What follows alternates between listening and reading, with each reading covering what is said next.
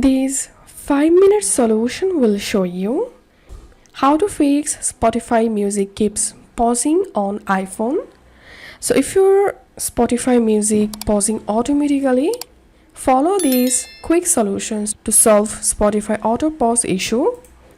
The first solution is enable autoplay for Spotify. Open your Spotify and tap on the settings at the top right. Tap on playback.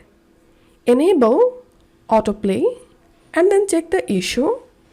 And the second solution is clear Spotify caches. Open settings, storage, clear cache. Once done, check the issue. And the third solution is offload the Spotify app. Go to settings, general, iPhone storage,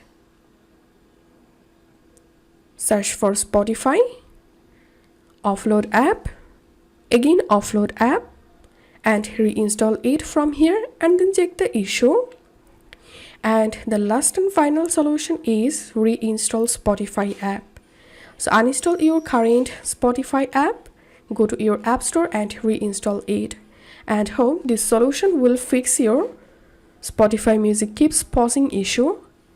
If you find this video helpful, don't forget to subscribe 5-minute solution. See you in the next video.